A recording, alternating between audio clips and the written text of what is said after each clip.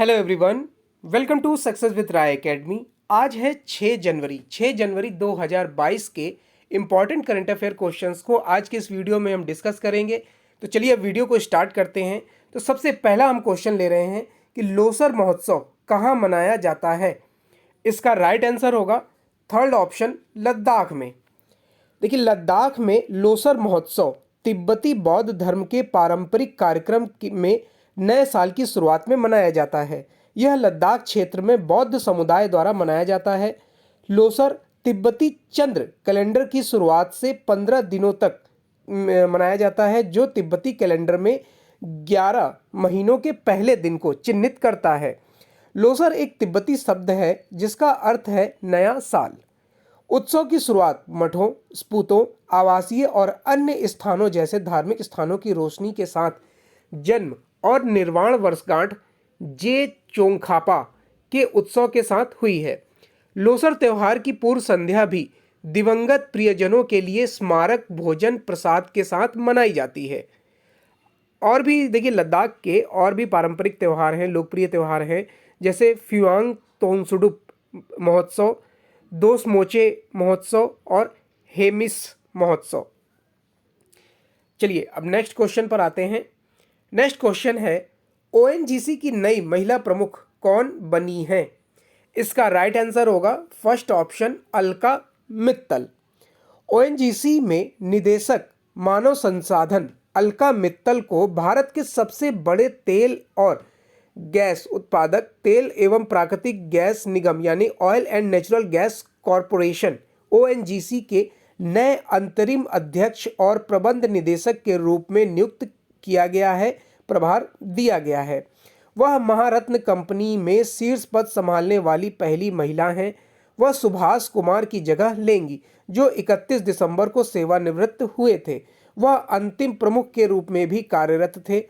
अलका मित्तल को 1 जनवरी 2022 से 6 महीने की अवधि के लिए या पद पर नियमित पदाधिकारी की नियुक्ति तक या अगले आदेश तक, जो भी पहले हो, तक के लिए नियुक्त किया गया है।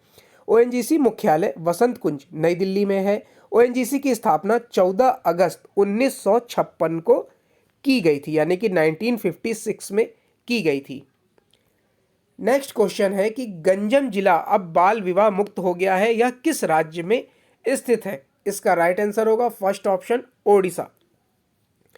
ओडिशा के गंजम जिले ने खुद को बाल विवाह मुक्त जिला घोषित किया है, जो राज्य में पहला है। जिला प्रशासन 2 साल यानी कि 2020 और 2021 में 450 बाल विवाह और वीडियो रिकॉर्ड 48,383 विवाहों को रोकने में सक्षम है।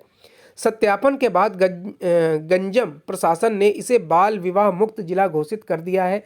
सरपंचों और टास्क फोर्स कमेटी के सदस्यों ने सिफारिशें भेजी थीं कि उनके अपने क्षेत्र में कोई बाल विवाह नहीं हुआ है। गंजम ने एक कार्यक्रम निर्भया कड़ी शुरू किया था। सभी शैक्षणिक संस्थानों के प्रमुखों को निर्देश दिया गया है कि अगर 12 से 18 साल की उम्र की कोई लड़की 5 दिनों तक स्कूल में अनुपस्थित रहती है तो प्रशासन को इसकी सूचना देनी होगी। पिछले 2 वर्षों में कम से कम 1 लाख किशोरियों की काउंसलिंग हुई है। प्रशासन ने किसी भी विवाह के लिए आधार कार्ड को अनिवार्य रूप से प्रस्तुत करना भी अनिवार्य कर दिया है। उड़ीसा की राजधानी है भुवनेश्वर। उड़ीसा के राज्यपाल हैं गणेशी लाल और मुख्यमंत्री हैं नवीन पटनायक। चलिए नेक्स्ट क्वेश्चन पर आते हैं। किस टीम ने न्यूजीलैंड के खिलाफ टेस्ट मैच में 21 साल में अपना पहला टेस्ट मैच जीता है। इसका राइट आंसर होगा सेकंड ऑप्शन, बांग्लादेश। बांग्लादेश ने न्यूजीलैंड के खिलाफ पहली टेस्ट जीत हासिल कर ली है। माउंट आउंगाउनी में बांग्लादेश की टीम ने 5 जनवरी 2022 को इतिहास रच दिया। मौजूदा 2 टेस्ट मैचों की सीरीज के पहले टेस्ट में उसने न्यूजीलैंड को 8 विकेट से मात दी। इसके साथ ही बांग्लादेश ने कीवियों के खिलाफ 21 साल में पहली टेस्ट जीत हासिल की है। बांग्लादेश के लिए यह जीत और भी अहम है क्योंकि उसने न्यूजीलैंड को उसके घर में ही मात दी है। यह किसी भी फॉर्मेट में बांग्लादेश की न्यूजीलैंड में पहली जीत है। चलिए नेक्स्ट क्वेश्चन पर आते हैं। केंद्र सरकार ने जनगणना 2021 को यानी कि केंद्र सरकार ने जनगणना 2021 को कब तक के लिए स्थगित करने का फैसला किया है? इसका राइट आंसर होगा फोर्थ ऑप्शन, सितंबर 2022 तक। केंद्र सरकार ने कम से कम सितंबर 2022 तक राष्ट्रीय जनसंख्या रजिस्टर यानी एनपीआर को अपडेट करने के लिए जनगणना के पहले चरण और विवरण के संग्रहण को स्थगित कर दिया है। जनगणना के संचालन के लिए प्रशासनिक इकाइयों की सीमाओं को फ्रीज करना एक पूर्व आवश्यक है, कम से कम 3 महीने पहले किया जाता है।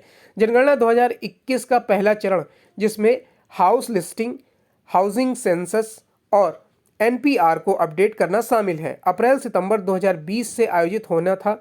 हालांकि कोविड-19 महामारी के बीच इसे अनिश्चित काल के लिए स्थगित कर दिया गया था। चलिए नेक्स्ट क्वेश्चन पर आते हैं। 31 मार्च तक पैन को आधार से न जोड़ने पर कितने हजार रुपए का जुर्माना लगाने की घोषणा की गई है? इसका राइट आंसर होगा 10,000 रुपए का।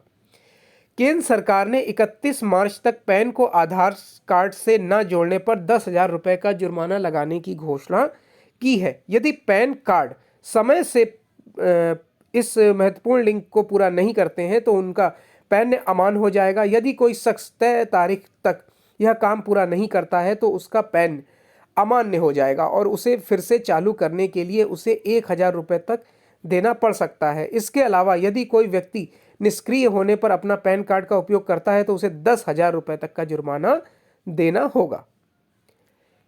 चलिए नेक्स्ट क्वेश्चन पर आते हैं। पद्मश्री अवार्ड से सम्मानित किस प्रसिद्ध समाज सेवी का 74 साल की उम्र में निधन हो गया? इसका राइट आंसर होगा सिंधु ताई सपकाल, यानी कि थर्ड ऑप्शन।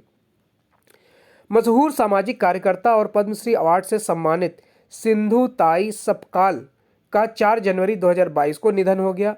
उन्हें अनाथ बच्चों की मां यानी कि एक समाज सेवी के रूप में जाना जाता था।